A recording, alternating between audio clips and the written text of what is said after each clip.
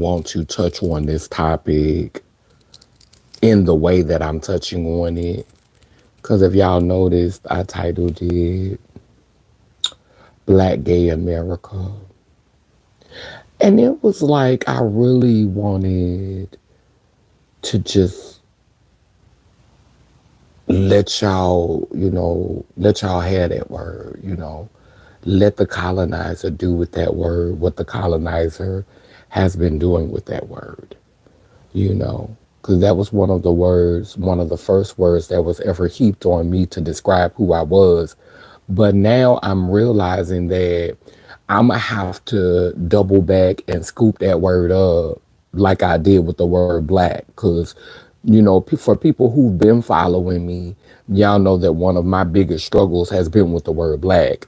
That's why I wrote a book called Becoming Purple, because I was tired of being race baited and tired of having my experience with this melanin being told to me in a way that always had me connecting with slavery and poverty and ignorance and depression and just the black narrative has been so much to overcome being from the South. And so like gay was one of those words that I was like, okay, y'all took the word from us.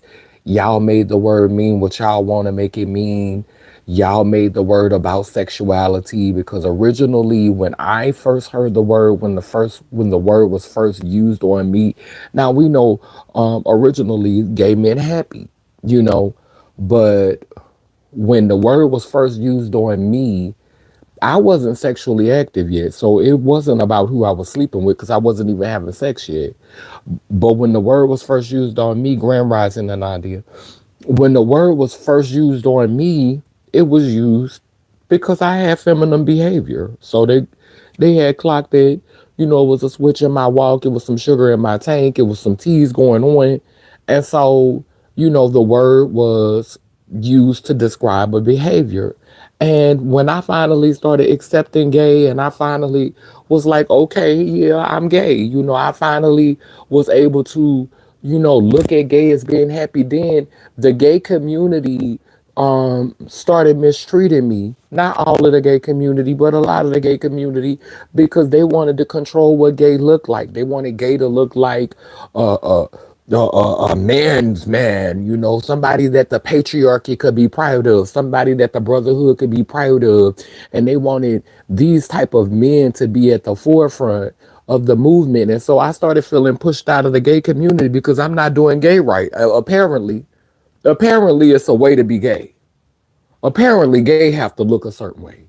Then if you're a trans person, then you got to have your veneers, you got to have your hair permed, you got to have on your pageant gowns, you got to be out here stunting and clipping and robbing and stealing to make enough money for these punks and punkettes to be pleased with you and to want to be seen with you and not be ashamed of you. You got to be around here scammiana, or you got to be around here getting indoctrinated and getting your master degree. You got to have all these accolades that master could be proud of. You got to be a proud nigga up on the plantation for them to be proud of you. So I couldn't even be gay right. Bitch, I remember a time when gay, you didn't have you didn't have you didn't have nothing you had to try to uphold. You know what I'm saying? You didn't have, who am I trying to impress? Baby, y'all done booted me out. I'm a abomination. I'm going to hell. I don't have no reputation to uphold. I was free. I was booted out. I was on the outskirts. I was on the fringes of society. I didn't belong. I was a misfit. I was in the land of misfit toys. But now all of a sudden, gay is adjacent. You trying to be gay excellence, gay black excellence. Here we go again. Hey, S child number 5, you want to be gay black excellence now. You want to be the bougie and elites. You got your butch queens coming up who's being accepted into society that's toxic, that's around here, saying negative things and putting each other down and trying to be like the bougie elite gatekeeping black folk. And it's been so many of them in our community, you know, that I could name names that have showed us examples of gay black people that want to be accepted by the machine, that want to be accepted by mainstream. They wake up every day for the accolade, for the acceptance, for massa's approval, to hear massa say, yes, is massa gonna sell us tomorrow? They wake up every day trying to be that one ups on the plantation that master recognize and say, oh, so and so accomplished this. Oh, so and so got this notoriety. Oh, so and so this. Like, like, so when I struggle with saying the word gay, and you notice when I talk, I don't say the word gay all the time. I don't use the word gay. It's because I don't just have church hurt, I have gay hurt.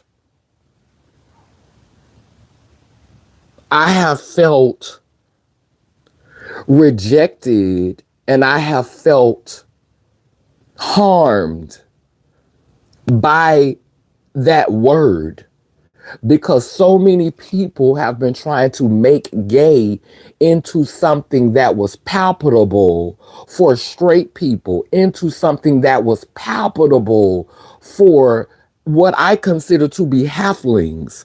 So many gays.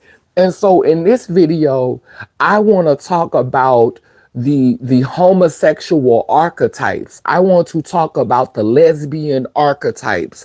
I want to talk about the trans archetypes. I want to talk about the non-binary archetypes. I want to talk about the archetypes that are in this community that consistently sustain the violence that happens to us, to individuals amongst our community who dare to come here and try to break cycles and to really try to set things right and to return our descendants back to the glory and back to the honor and back to the integrity that our ancestors once held in community. I feel like it's important to unpack those archetypes and to break those down, because those archetypes have been setting on my spirit. And last year in 2024, I came up against a couple of those archetypes who are elders in my community. I had to do battle with a couple of those archetypes. And I don't even feel like it was a physical battle as much as it was a spiritual one. I don't think y'all heard me when I said that. I don't feel like it was a physical battle as much as it was a spiritual one. Because see, when you have a spiritual battle with somebody, it's going to go on in your mind long after the words have been said, long after the comments have been made, after the argument is still over. This is how you know when you're in spiritual warfare. I'm finna give y'all some free knowledge like I'm always doing. Free. Bitch, never say I ain't never gave you nothing. But when you have a argument with someone, and that argument carries on in your mind months after the argument is over, months after it's over. Y'all had this conversation months and months ago. And you find that it keeps playing in your mind. You find that it keeps playing out in your mind. You find that you keep going back to this conversation. This is because this is spiritual warfare. That's what spiritual warfare looks like. When you That's just like when you read the Bible, how you meditate on it and you keep thinking about it and you keep thinking about that scripture. When you have a disagreement with someone, or when you have an exchange with someone and you are constantly playing that conversation over and over in your mind, you're constantly going back to that conversation. That's because of spiritual warfare. And 9 times out of 10, if you're thinking about the conversation like that, you better believe that the other person is still thinking about the conversation too. Spiritual battles happen in silence. That is correct. When you are at spiritual warfare, the conversation carries on for months and months and months. And you're playing that out and you're processing that and you're pondering that and your spirit is wrestling with that. And it's happening for months and months and months and months afterwards. I had two arguments last year. I had two big arguments last year. And two of the biggest arguments I had, child, you know the T.S. Madison stuff. Um, Me and her, we've been at spiritual warfare for 10 years now. Child, we've been at spiritual warfare for over a decade now. But I don't see T.S. Madison as no elder because me and her is the same age. Now, to other two girls younger than us, she may be an elder. Like, I'm not gonna take away that she is an elder. I'm just saying I don't see her as an elder because me and her the same damn age. But I'm sure that there are girls who she is an elder too. So the arguments that I've been having with her, it's been about I think that our confrontation is more so the post-op and pre-op. Like this is the post-op and pre-op archetype. Me and her are that. She represents all of the pre-ops who secretly just despise post-op girls for whatever reason. She's been harmed by one said something hurtful to her, or maybe deep down inside she want to have the surgery, and she's trying to make excuses not to by not liking the girls. But because me and her are ascending to be elders, we're entering our elder era. Some people already see us as elders. There's this battle that's been going on between me and her for the past 10 years, and it is for over 10 years, and it is that post-op pre-op. It's that post-op pre-op exchange that's been going on. People think that this is just some petty beef. Oh, I'm jealous of her because she got this, or oh, she don't like me because I'm post-op and because my spirituality is different. This shit ain't new. This disagreement, this disagreement, this is a argument that's old. These are ancient wars. This shit ain't new. This is an ancient war that keeps reincarnating and keeps reincarnating and keeps reincarnating. You small-minded people don't get it. They think that I'm just getting on live arguing with this girl or having a problem with this girl, and they think that the beef that me and her have is simple. It's not. This is an ancestral beef. This is an ancient beef that has reincarnated.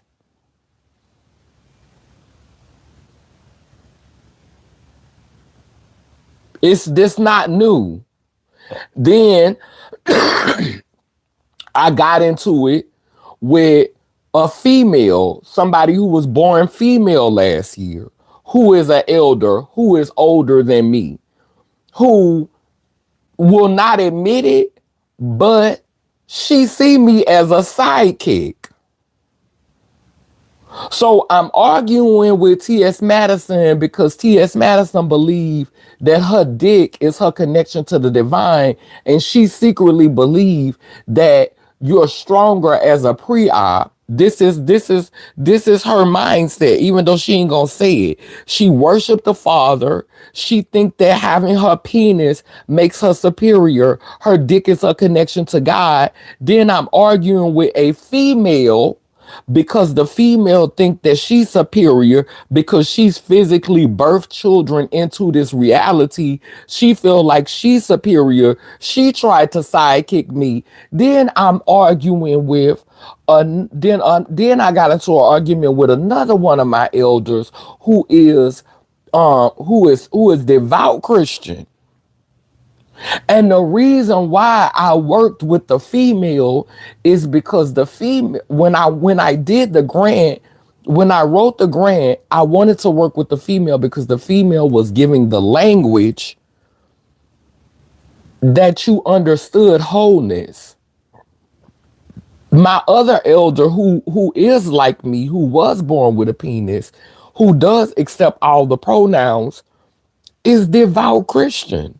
And when they get mad, they'll say, I'm a man and don't you ever forget it.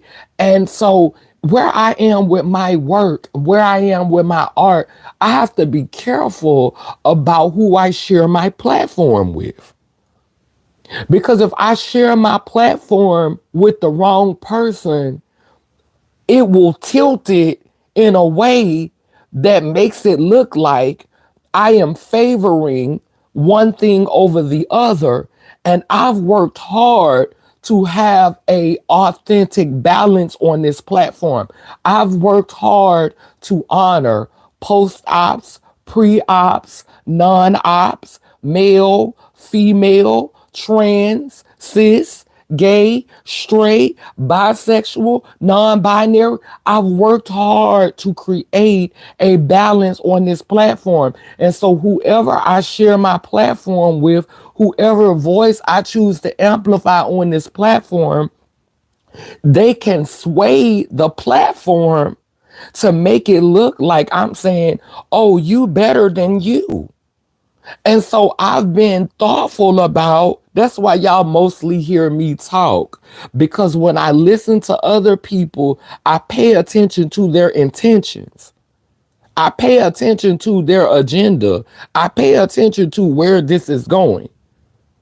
This is why me and Empathy got into it, because at the end of the day, this bitch was somewhere talking about TS baby mama drama, fucks with me, I fucks back, and me immediately forever type shit.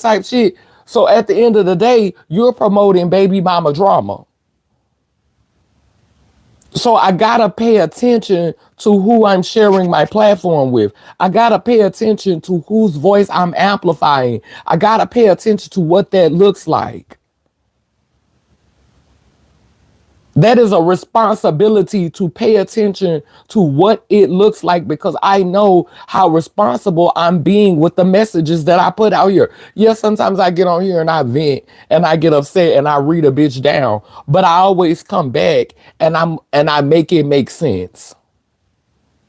I take accountability. I talk about where it came from. I talk about where the root of that came from. What maybe I do the shadow work. I talk about what made me say the things I said. I unpack that. And a lot of people are not in that space. They just want to say it with their chest and keep it moving, but they don't want to do that root work. They don't want to do that shadow work. They don't want to talk about what that's rooted in, what brought that up for them, why they are there, and be really, really vulnerable and open and honest and transparent about why they have the feelings that they have. And if you're not willing to do that work, then boo, this platform ain't for you. You're not just finna tell me Jesus is on the main line and that's what it's gonna be. You're not finna just say, won't he do it and the blood still works, and that's gonna be good enough for me. You're not just gonna tell me you birth children. You birth children. I owe you my respect because you birth children, and that's gonna do it for me.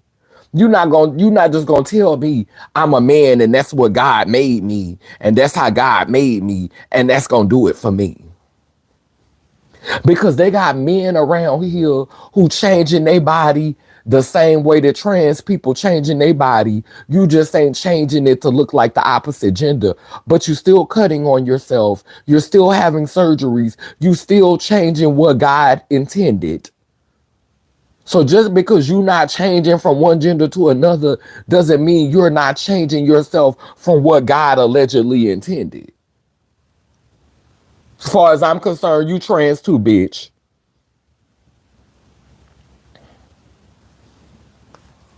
Now, why is it just a yeah? Hey, I'm fixing to go. I gotta I'm run an lying. errand. I'll be back. Around 11:30. Try to put some air in that tire because that tire is low on the front driver's side, on the passenger side. I'll be back. I'm gonna drive the car. And you're gonna drive the white car. Gonna drop it off at 12 o'clock at the shop. Okay. Mm.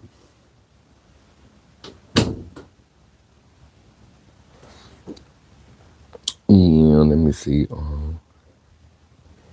Hell, niggas getting height surgeries. They show lives height surgeries and BBLs. Ancient ops that follow your lifetime after lifetime to try to take you. Child, let me be messy. Folks think they can break your mind by bullying, trolling, stalking members of their own community, thinking that shit is realness. Who say it?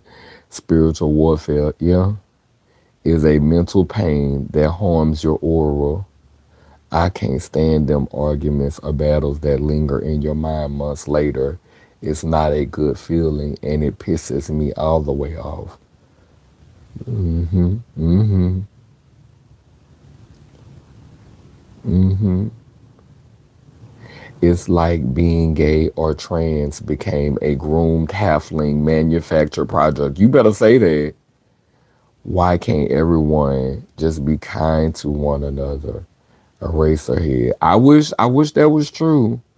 I felt evil energy from white trans men yesterday and I stared at them.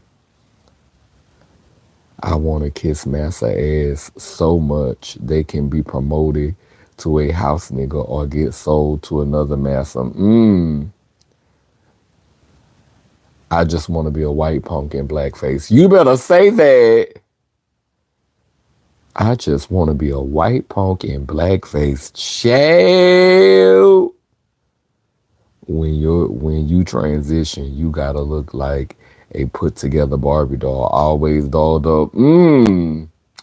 It's not even authentic. And more gay men, more girls for heteros.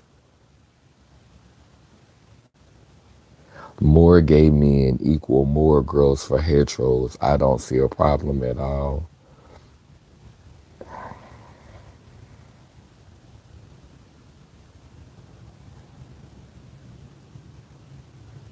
What does this have? What does that have to do with this video though? Just, like I'm trying to figure out like what was the point of sharing that information? Make that make sense. Because the video is not about and see that right there is part of the problem. See how when they heard the word gay, they automatically thought that this whole video was about gay men. But gay is a term that is used to describe all of it.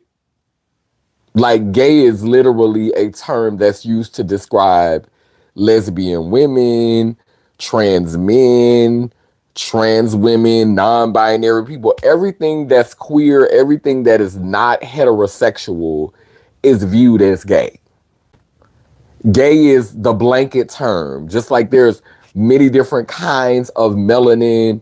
You got Nigerians, you got Haitians, you got Jamaicans, you got Creole, you got all these different kinds of black people, and we just say black to describe it all.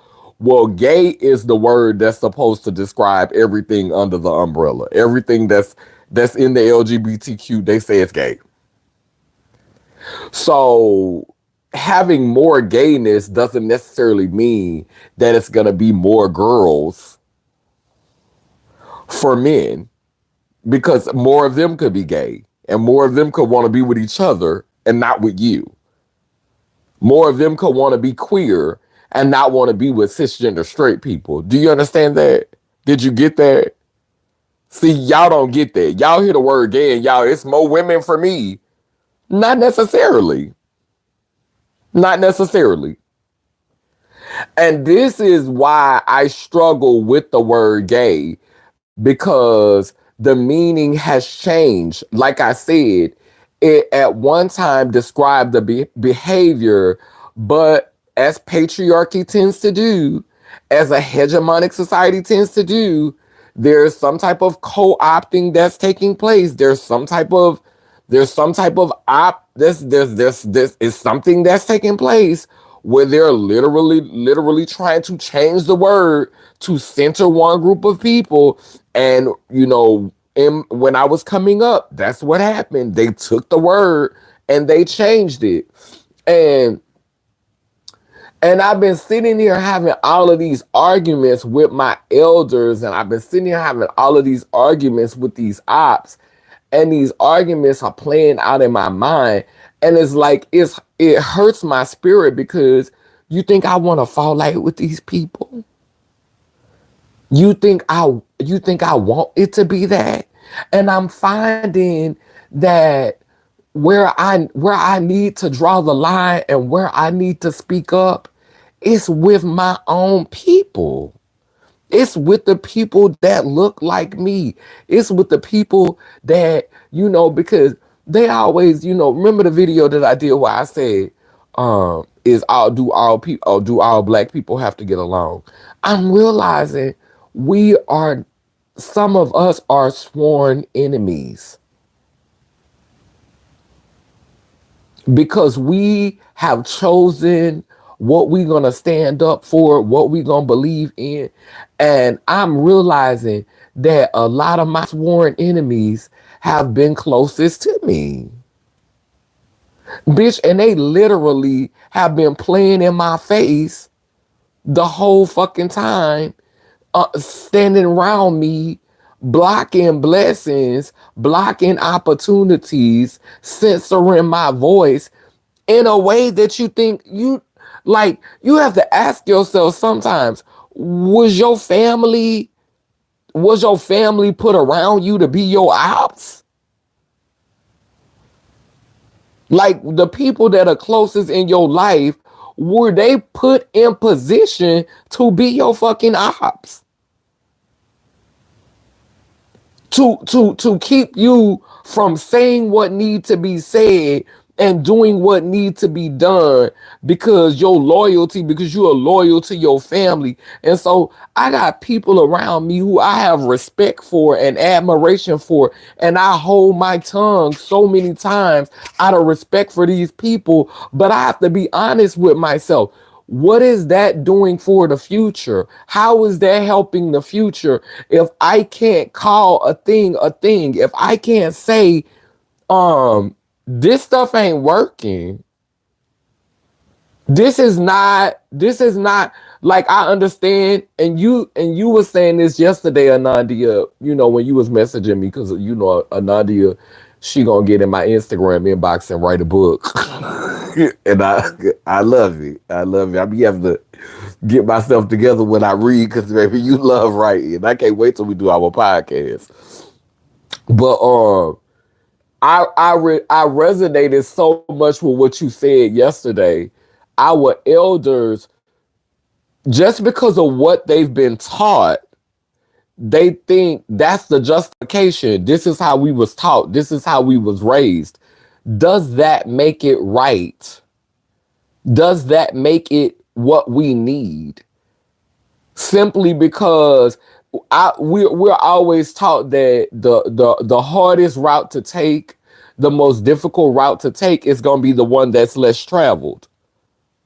And a lot of people want to take the easy route. A lot of people don't want to go against the grain. They want to do what they know is safe. They want to know what's going. But what's safe for you A lot of times it's going to make things more difficult for the one coming behind you because everybody know this path now because everybody taking this. So if everybody taking this path, if this is the most common path, then the people who are the adversary, the people who are predators, and solely predators, not working in balance, the people who are looking for people to pick off, they know the routes because nobody has been working on any different ones.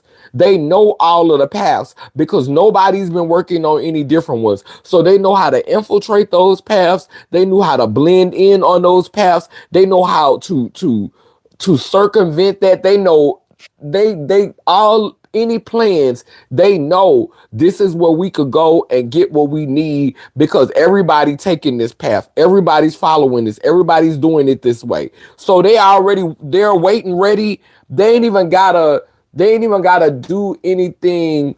They ain't even gotta do any big thing to scare you or any, like, they literally can strategize and find ways to blend in amongst you while you travel in the path and get you in that way. They ain't finna blow up the path because that's the way they want you to take. That's the route they want you to go. So that's the problem with everybody following the paths that our ancestors already taken. Everybody, oh, this is the way I was taught. This is the way I was raised. The ops know that. And that's why they right there laying and waiting, right there in the cut, laying and waiting to indoctrinate you, to infiltrate, to play games with your head, to put out propaganda, to do race baiting, to do gender baiting, to all of these different things, to have us at odds with each other. They right there in the cut, sowing confusion, chaos, and mischief right there in the cut.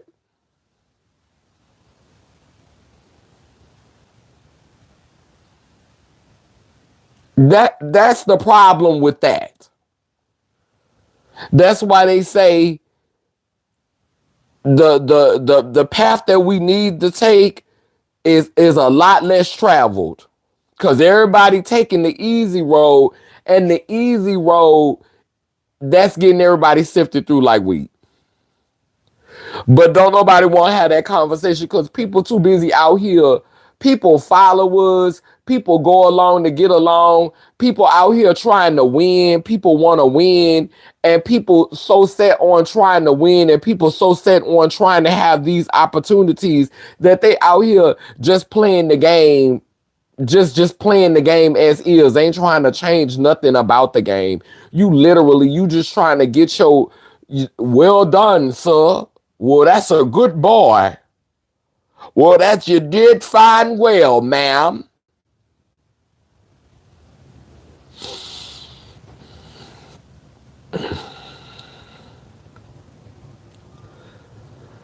Yeah, Charlie. I watched Armand Wiggins today, and I ain't gonna lie.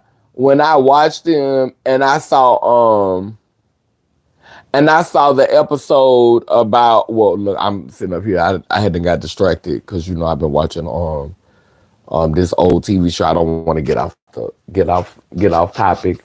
But I was watching, they was talking about Armand was talking about Saucy Santana and talking about Cherry Boom. And Armand said Cherry Boom don't like me. He started off both conversations with Cherry Boom don't like me, and Saucy Santana don't like me, and I'm like, Saucy Santana have said a lot of things. Like, Saucy Santana did say things like was being cocky, was being arrogant. And to me, I feel like that's a persona because you know that the world gonna be at you. You know that the children gonna be at you for all the aforementioned things. You are dark skinned. You are very feminine looking. You are heavy set. You are obviously queer.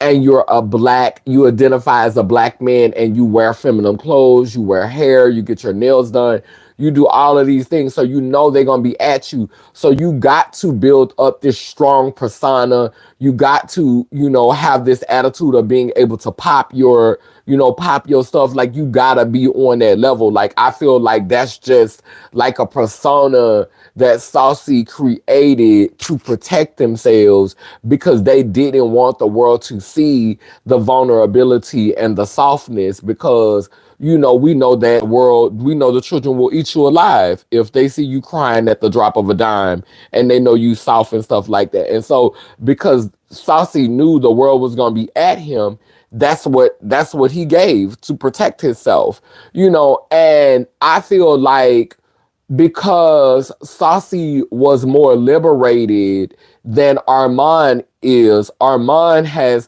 had to fit into this archetype of what it means to be a man. Armand has struggled with like really just owning all of it. Like, cause there's more to Armand than meets the eye. Armand is a Gemini.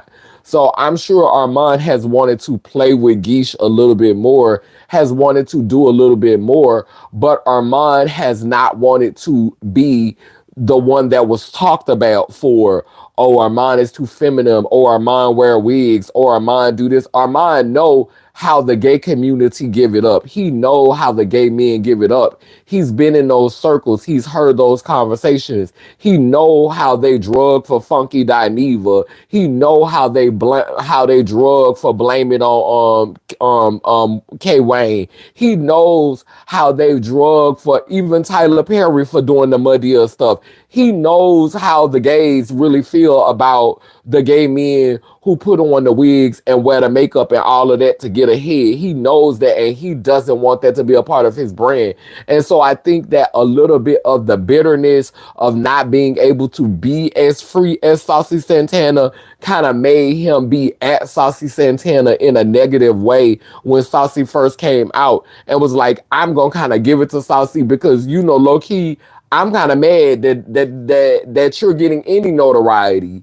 Bitch, you chubby, bitch, you feminine, bitch, you wear wigs, bitch, you wear long nails, and these children is giving you life. So I think in the beginning, Armand was always somewhere talking about, every song that Saucy put out was trash, and somewhere like short stopping, Saucy and kind of hating on Saucy because it was like, how dare you get as much life as you've gotten? Being chubby, being super dark skinned, being as feminine as you are, how dare you get as much life as you've gotten? Like, this is not fair. Like, I'm not chubby. I'm not as dark as you are. I'll be running around here wearing nails and weave. Like, I should be further. Like, if y'all living for this chubby, feminine, nails and beard having, then y'all really should be just eating me up. Like, what's going on here? What patriarchy? What are you doing? Hegemonic society, hegemonic values. What's going on? Well, since when did we start accepting this to the party? That's what it was really giving. And so to see Armand have a different level of conversation today and to talk differently about Saucy Santana and to see Armand in his own way give Saucy his props, like to be more compassionate and more understanding and to really like see it for Saucy, that to me, that was beautiful. I think that this is I actually watched the video from beginning to end. Like, and I can't really think of that many times where I've sat and watched an Armand Wiggins video from beginning to end. But I watched that video from beginning to end. I didn't fast forward. I didn't skip around. I didn't cut it off. I watched that girl from beginning to end. And even the things that he said about Cherry the Boom, this is my views on sex work. And I'm going to say some things that are going to be controversial. I noticed that there's 10 people on this live and I only have three thumbs up. What's the tea with that? So we got a lot of monitoring spirits on here because y'all not clicking that thumbs up button. So what's the tea with that? What's the tea? The thumbs up button is free. Do you know how to click it? Are you savvy? Do you understand how it goes? Do you see it at the top of your screen? Can you take a moment to go up to the top of your screen and click that button? Is it complicated? Are you on an old phone? Is it not a thumbs up option? What's going on? Anyway, with Sherry the Boom, and the whole sex work situation, um, this is where I'm at with sex work. I feel like sex work, and I'm gonna try to say this in a way that doesn't sound like I'm condemning sex work, but you gotta have that come to Jesus, come to Yemaya, come to Oshun, Buddha, Allah, Obatala, whoever it is that you come into, you gotta have this moment where you say that a lot of sex work is supporting DL culture.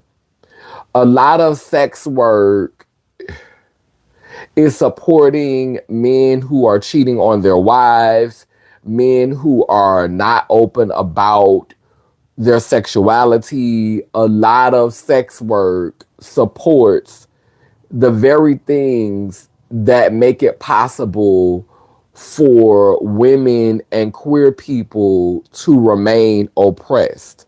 And so if you are not using the money that you get from sex work, like if all of the money that you get from sex work is basically going into retail therapy, that's your choice.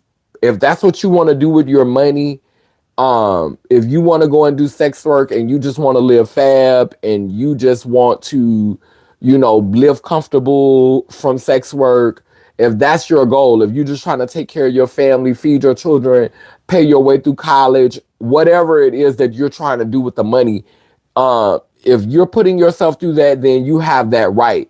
But we have to call a thing a thing. And so sex work is, when you participate in sex work, you are in a way contributing to your own oppression.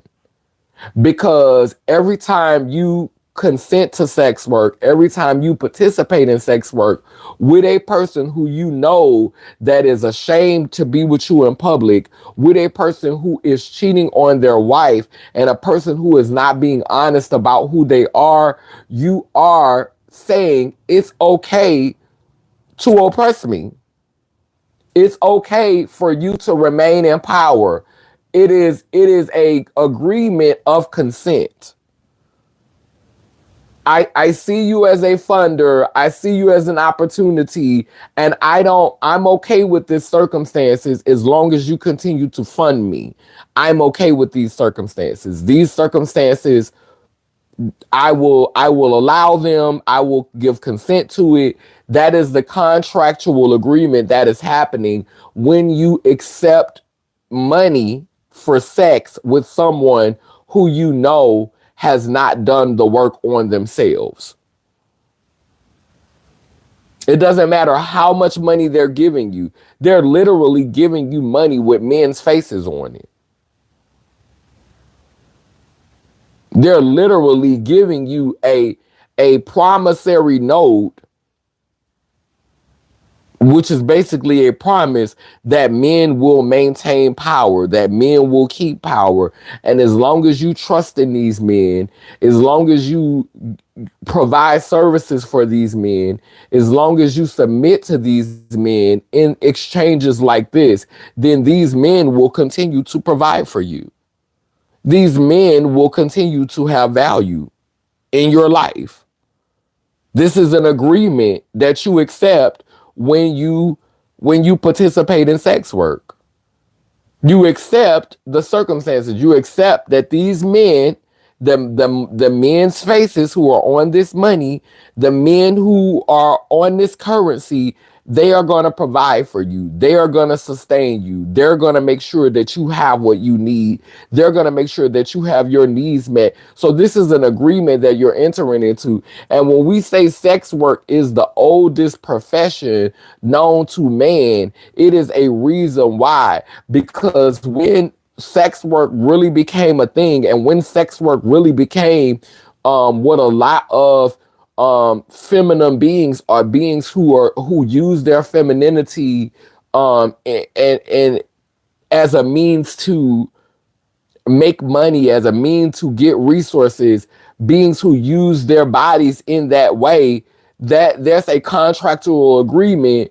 And we understand that every time that these women have tried to amass power through sex work, there's never been a way to amass real power, because at the end of the day, the government is ran by men and you pay taxes to the men.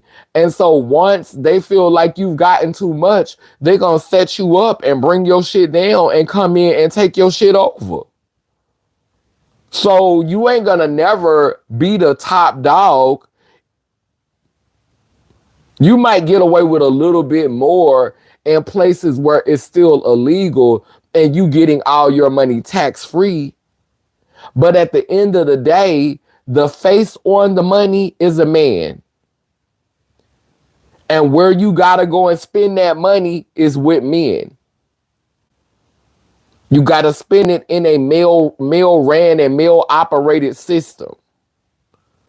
So they always going to get more out of it than you. The money is going basically back into the pockets of the very men who gave it to you. So while you may get a few shiny trinkets, you may get some new things to make yourself look nice for the next John or for the next date who gonna sustain you. You are really sewing back into the cycle of oppression. You're really sewing back into your oppression. And so this is one reason why I think that sex work never really felt good for me. I'm not gonna sit up here and say when my back is against the wall or when ends not meeting, or if I'm in a situation where I need something, I'm not gonna say that that's not me. I'm not gonna say that I've never been a girl to say, oh, bitch, you got a coin. You know, like, I'm not finna sit up here and say that I a girl who around here, oh, he want to give me some money, I'm turning it down. Like, that's really not my spirit. So it's not a judgment. It's just honesty. It's me being accountable. And that's the reason why it has never been, for a long time, for years now, it has not been my livelihood. It has not been my go-to. It has not been how I sustain myself or how I survive. Because at the end of the day, I understand that it is really like saying, I'm here for this. I'm cool with patriarchy. I'm cool with the brotherhood. I'm cool with all of this as long as you pay me. Just give me my coins.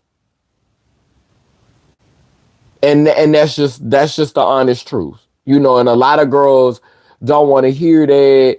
Oh, you know, if he ain't giving you no money, you know, they don't mind being a resource as long as you gonna be quiet, long as you gonna turn your head. They don't mind paying for your silence. They've done that. Who, that's how the system works. Give them some money, make them shut up. Make this go away. Give them some money.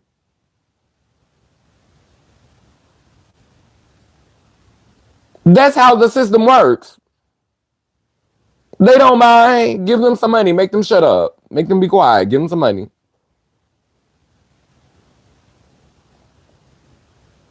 That's how it works. So you're not, y'all keep saying, hurt their pockets, hurt their pockets, hurt their pockets.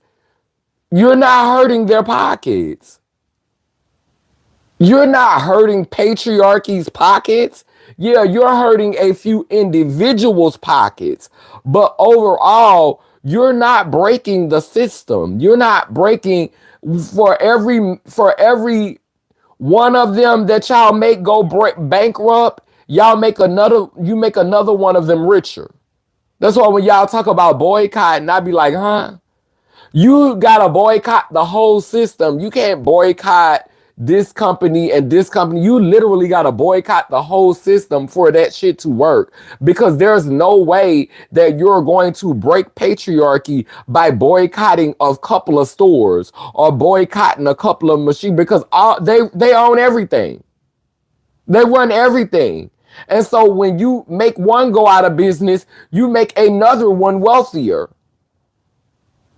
And all they got to do is rebrand and open it up. And guess what? They might let that same person that y'all broke and that y'all took money from, he go holler at one of his homeboys in the brotherhood and be like, look, I got this idea.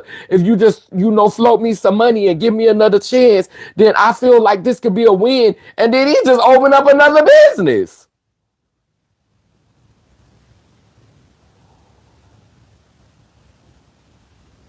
So when y'all start talking about that boycotting stuff, I'll be like, okay,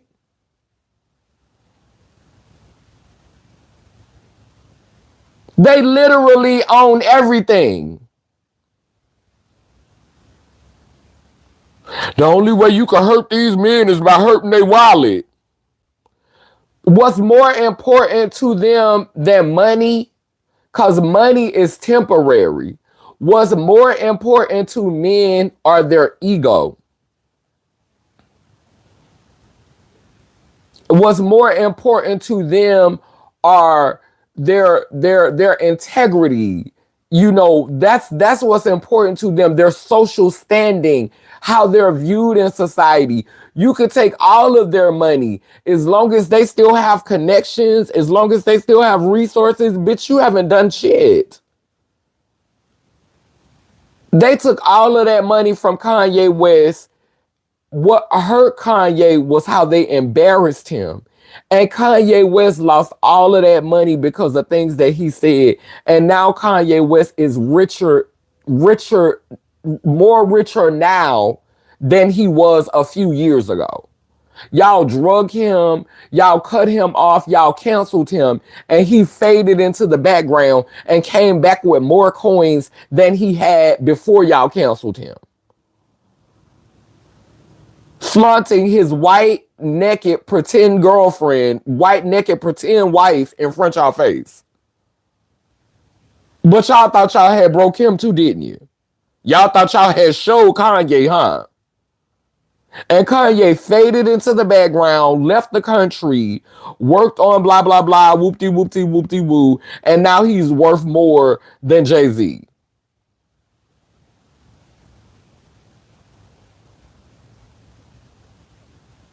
Girl, stop.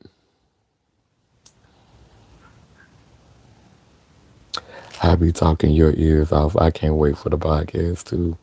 Yes.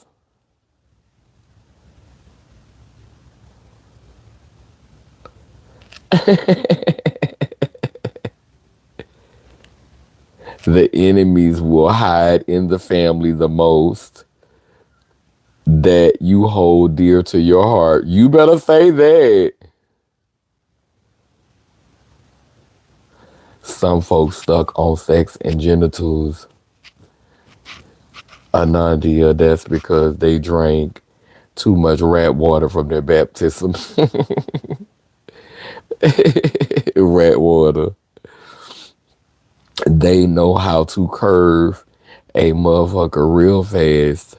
That path and the people don't have the proper discernment to look past them. It's Charlie's getting it in, ain't she?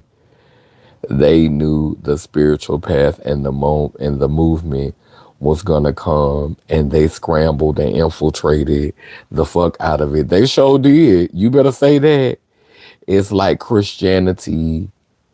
It's like Christianity undergo a new name change. Name it spiritual and put on different clothes, crystals, and switch up the words. Hmm. Because it's really about being Christed and tapping into that level of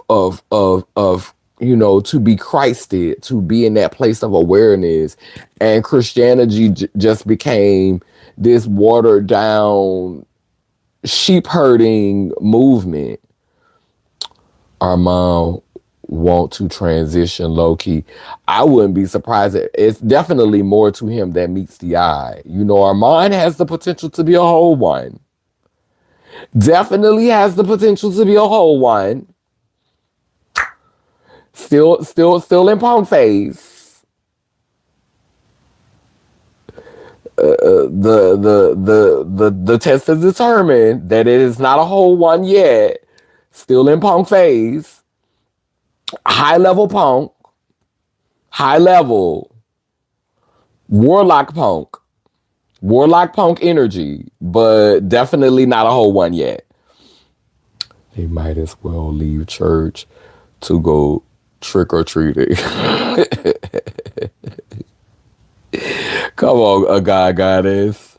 Saucy is liberated and free in his feminine energy, and being chocolate skinned, thick at that. Child, he's a triple threat to other macho performative punks. And the arrogance, and I just wish Saucy wouldn't have fell into that trap. I do like the energy that I'm seeing from Saucy now, though. The vulnerability and just being more open, like literally. That's why Armand was coming for Saucy. If we're gonna keep the truth, talking about Saucy didn't like you. Saucy didn't like you because you was already at Saucy neck from the beginning. You didn't give Saucy a chance. You was a little bit mad because Saucy was breaking through, being a little bit too real, and you was like, oh wait a minute, I had to walk on eggshells, and I couldn't get away with all the stuff that you getting away with, Saucy. It was very much like, if I gotta go through it, then you should have to go through it too. It was very much that energy, and that's the real reason why from the gates you could not take Saucy. If we're being honest, like Armand is talented. Armand has a light about him and has something around his aura that just draws people in. And I'm not gonna take that from him. But Saucy is super talented, super creative, and very gifted. And you didn't want to see it for Saucy, and you was mad because people saw it for Saucy, because you had to walk the fucking tightrope, and you felt like too much grace was given to Saucy, no matter how talented Saucy is. And that's just the conversation. Just like me and T.S. Madison have warring archetypes that's been in an ancient battle, you and that motherfucking Saucy, baby, this is an ancient battle. This is an ancient war, bitch. You trying to blend in and give you acceptable, reputable gay man that that the black gay man can be proud of, and it's not a stereotype, and it's not making a mockery of womanhood, and I'm a real man, and I accept who I like. You did all of that, and you accepted all that programming, and you was mad because Saucy came and pushed through, and Saucy came and showed a example that was more liberated and more free, and bitch, you was a little pressed by it, and that's why you was on, and that's why you was on Saucy. That's why you was at Saucy from the gate. Like this live monitoring punks and punkettes. Oh yeah, it was a lot of them on here. That's why I'm about to wrap this live up in a second, because I'm not giving too much of my energy to this. It was a lot of monitoring punks on here today, because them numbers was up high, but them likes never went up. You saw that, huh? Them numbers was up high. At one point, it was like, what, 16, 17 people on here? And bitch, it might have got up to 21 time. And bitch, them punks wasn't saying nothing. Bitch, them likes did not go up, baby. Them punks was on here heated today. Bitch, we don't like you using that word gay. Bitch, leave the word gay alone, bitch. We was happy you wasn't using it, because bitch, that was keeping your platform off the radar, bitch. Don't use that gay word, bitch. Oh, but I'm going to. I'm going to, whenever I feel like it. I'm going to scoot back around, and I'm going to use that word too. So now you know. I'm going to scoot back around for that girl. It keeps DLs in secret power. Its DLs are still being entertained, put on the throne, protected after constantly shitting on, abusing, and playing in the girls' faces expeditiously. Meanwhile, they gotta be a beard at home. Don't forget, extorting the girls. Work don't be, doesn't stop at the tracks in its music, entertainment, even in marriage. The face on the money is old white punks. It's powered white lace fronts. It's power white lace fronts. Right as child tied in so many industries became a multi-billion business. There's a price to pay when it comes to sex work. Right. Spicy work is very risky and dangerous. DL's giving the girls hush money. Exactly. Exactly. Exactly. Exactly. And it's a part of the systematic oppression. It's a part of the systematic oppression. Paying for your silence. Be quiet. You have to understand that some women don't have a choice. Some women have never participated in sex work. There are women who've never participated in sex work, but they can't win because a lot of women are accepting payment for their silence, and that includes trans women. And what makes it even more diabolical is that you were male at one time, so you understand what's going on with them. You know the games that they playing, and that's why you didn't feel comfortable being amongst them. But yet and still, even though you're not sitting with them, even though you have made the sacrifice to be with the women and to go with the women, you're accepting the hush money from the men. And let's be clear, this happens in marriages as well. So don't think that you're excused because you married. Because some of y'all only married for the money. Oops. Some of y'all only married for the stability. So just because you only turning one trick for the rest of your life,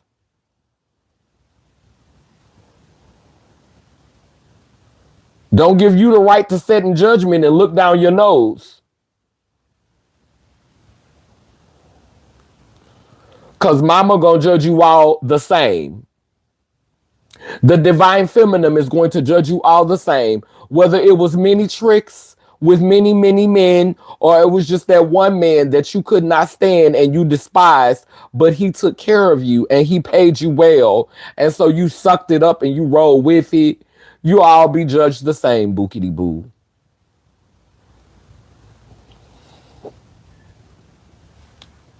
Bitch, because at some point you had enough coins to where you could have left. The Ponkyarchy has their whole foot in everything. They're gonna find a creative way to build another capitalistic corporation, knowing the halflings are gonna consume regardless. Bruise their masculinity. That's where you wanna go. That's where you wanna hit it at. Mastering the art of separating everything as the illusion of choice, but it's all the same. Warlock punk. You liked that you liked that that had sent out in your spirit. You understood that look at me looking like an Asian when I smell. Girl, you can see everything is in us, But girl, you said I said warlock punk, you said TSH and poke in the wig. I like them folks was observing and studying or the difference between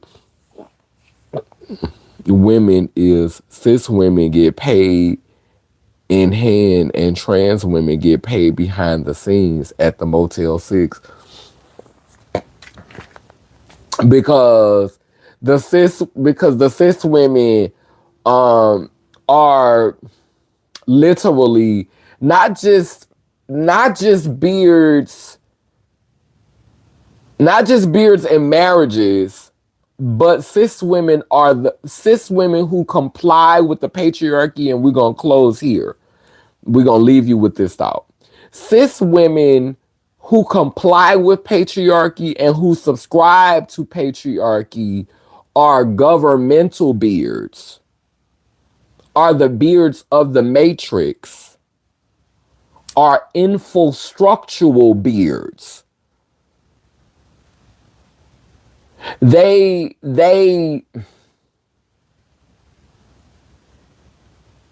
validate it. They give it stock, they give it value. They what's the word I'm using?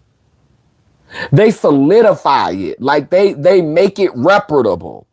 Like when you have beings who are womb bearers who are able to participate in this in a way that they can bring other beings here to support it, it gives it credibility. It gives it credibility. It makes it credible. When you have beings who have wombs that are saying, yeah, this is where it's at. I'm willing to invest in this. I'm going to invest my womb.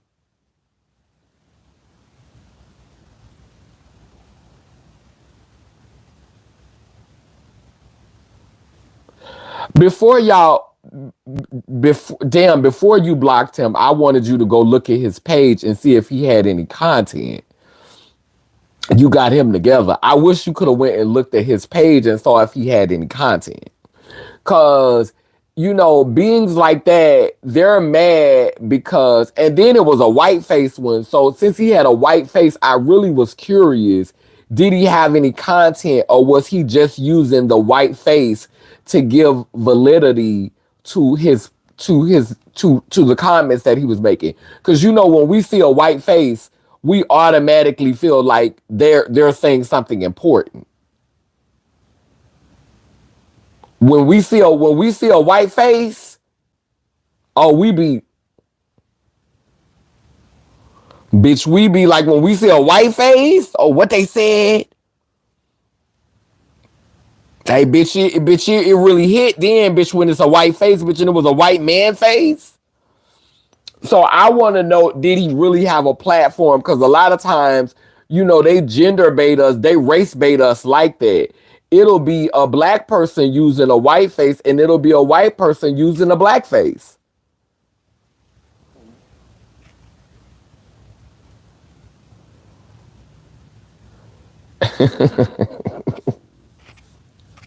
But we have to be careful with that because they'll be race baiting, and it'll be a black person using a white face avatar, and it'll be a white person using a blackface avatar to try to sow discord. That's why whenever I see that type of face, I always go and research the content. My first thing before I even respond, I'm fixing to go and check out your content and see what the real tea is. And if I see a whole bunch of pictures and I don't see it's blankety blank, yeah. So that's probably a bot. But cause literally I got scammed out of $100 a couple of months ago, and they used a white man face and sold me a whole dream. Used a white man face, a young white man face, and had the whole profile and the page set up. And child, it was a 20-year-old boy from Africa. Yeah, it was a boy from Africa. Sure was. He was from like, cause because he started liking me. You know, he wanted to try to use me to get a green card or something, I guess. But child, turns out it was a whole black boy from Africa. Had done stole some white man pictures, some Italian looking white man pictures, and was like selling me a whole dream as a young white man, and wasn't even a white man. Child was straight out of Nigeria. Was black as ever, bitch. So, be careful with the black fishing. I mean the white fishing and the white, yeah, a whole scam. So they'll try to set you up, honey, and have you thinking that you need to be mad with white people or you need to be mad with black people, but people is just like, this is the age of scams. Like, people just scamming, and that's why I'm at with it now in this era of my life. It's like when people come on my platform trying to come for me and trying to read me. I had a girl to come on my page the other day, um, and she's commented a couple of times. She have a white man as her picture archetype, but I could tell it's a girl by how she talked to me. Cause she be saying like, TD, you crashing out. Like, I've looked at some of the comments that she's made to me, and she only come out the woodwork to comment when she have something negative to say. Like, she never really comment until it's a chance for her to critique me, or a chance for her to be like, gotcha, or a chance to be like, yeah, look at this, like, you crashing out. Like, that's when she comment, when it's an opportunity for her to say, and that's what you get. Like, she comment for things like that. And so when she did it this last time, I went and reviewed all of the comments, because YouTube has that option. If you click on the comment, you could see all of the comments that they've made on your channel in the past few months, or like in the past 5 or 6 months. Like, you could see all of the comments that they've made. And so I reviewed all of her comments, and I was like, there's a pattern with this bitch. Every time it's an opportunity for her to get me together, that's the only time she comment, is when it's an opportunity where she feel like she could get me together. So her last comment that I had did the video about Dane Calloway, and she was like, that's what you get for listening to that pretending ass shit. That's what you get for believing it. And like the laughing face emoji. So I was like, first of all, just because Dane Calloway is transphobic, and just because I shared the fact that he was transphobic, which was me taking accountability, doesn't mean that I don't believe in the narrative. Doesn't believe, like, y'all talk about that's what people get for listening to the pretending narrative. Well, look at what we're all getting for the lies that they taught us in school. Because that wasn't the truth either. Like, I believe what he's saying more than I believe what we were taught in school. So look at what we're all getting. So while you're ha ha ha and pointing the fingers, we've all been getting lied to for years. Like, because he's transphobic, that doesn't mean that I don't believe what he was saying to a certain degree. I don't know if everything that comes out of his mouth is a prayer book, but I definitely believe that all of my ancestors didn't come here on slave ships. I don't believe that. I do not believe that all of my ancestors came here on slave ships. Some of them may have came here on slave ships, but all of them did not. I know that I have ancestors who were already here. It's been confirmed by my families. I don't trust the ancestry.com test either. Because how are you going to tell me about ancestors that are not even alive? How are you going to run the blood test? Like, y'all literally, what y'all doing is y'all going way back in my DNA, and you're probably picking up on ancestors who are alive, and most of your data is based on the ones that are alive. But you can't match DNA with ancestors who lived in this country. Y'all really low key not even checking in America for black people. And then when y'all check for American Indian blood, y'all done already painted this picture of the American Indian looking like Asian Americans and looking like Mexicans and looking like Hispanics. So when y'all running American Indian blood, y'all checking for that. Y'all not checking for the darker skinned because y'all don't want that to be revealed to us. Y'all not checking for them dark skinned Cherokees. Y'all not checking for them dark skinned Choctaws. Y'all not checking for that. Y'all checking for the Asian blood that y'all done infiltrated and y'all done co-opt and y'all done made this be the face of what it means to be indigenous in this country. So I don't trust those ancestry tests either. I trust my great grandmother. I trust my great great grandmother who were actually alive in the 1800s and they mamas was alive in the 1800s and the 1700s and they know where they was at.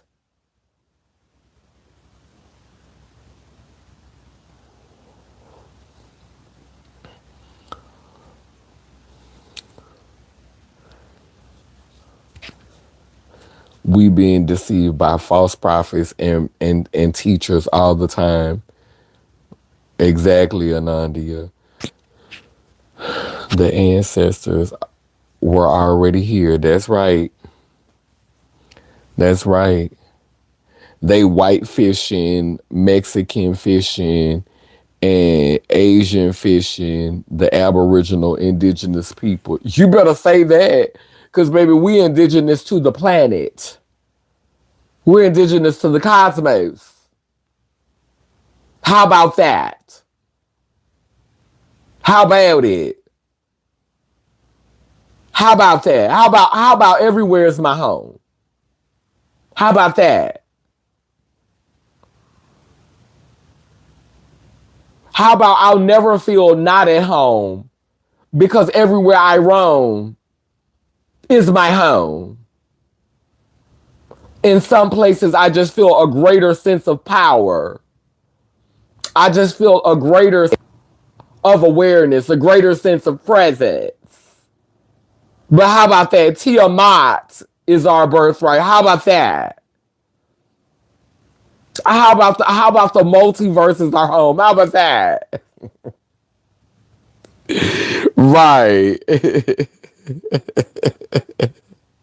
How about I could never feel out of place? Okay. Okay.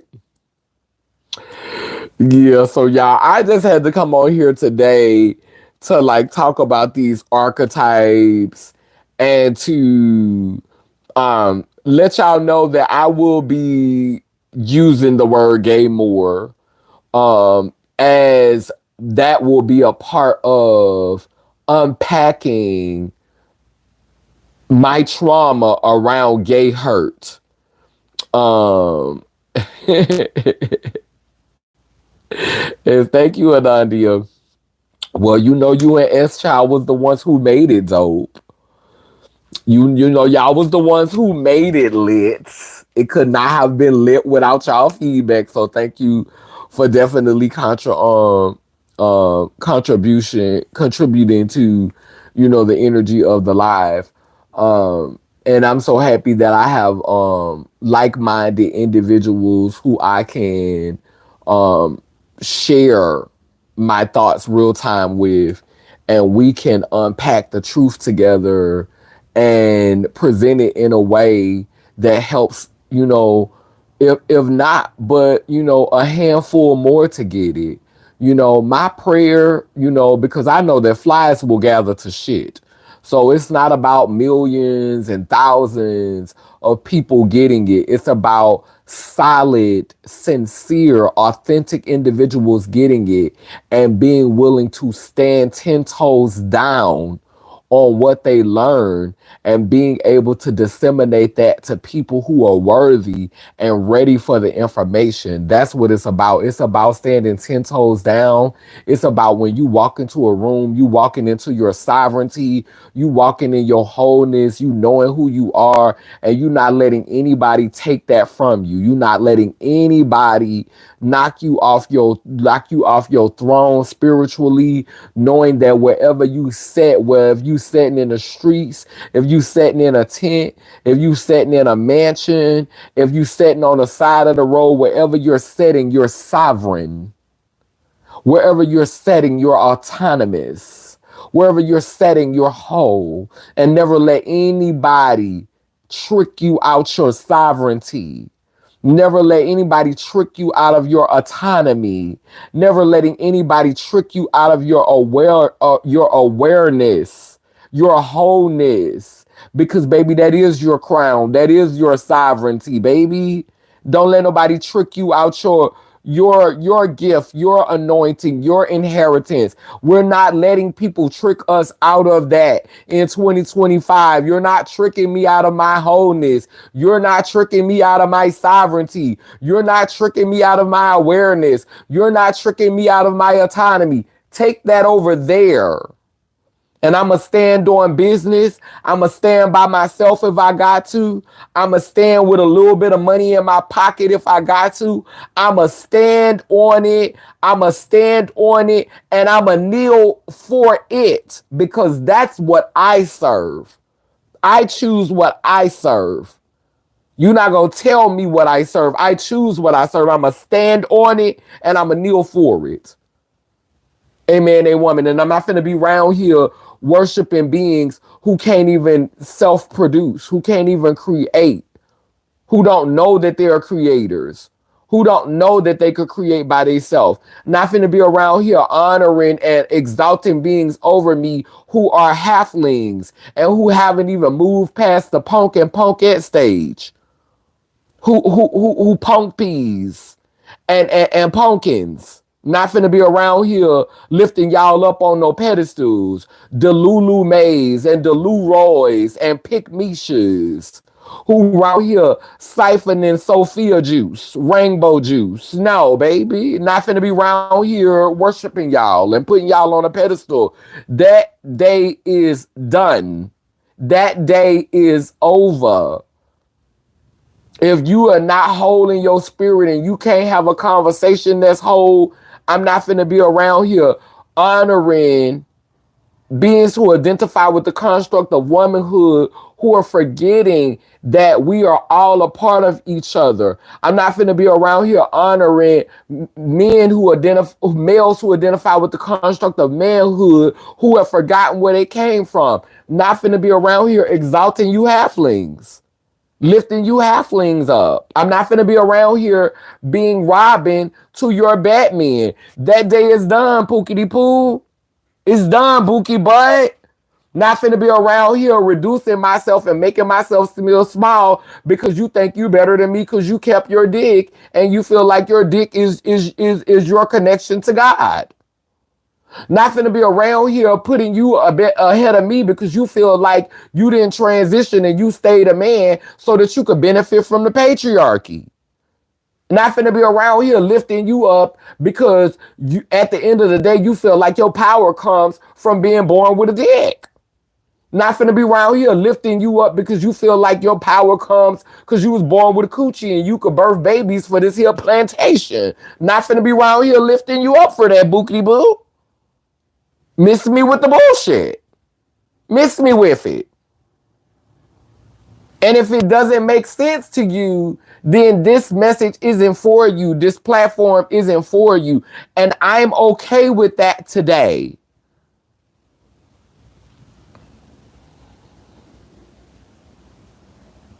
Exactly. Exactly. Exactly.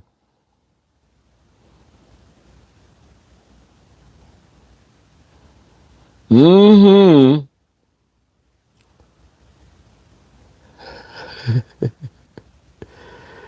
You stand in you, truth, In all universes, yes, wholeness. Don't let these punk ass halflings trick you out your crown. They don't have the balls or the drive to overcome what you've been through. You better say that, Anandia. We pinning that.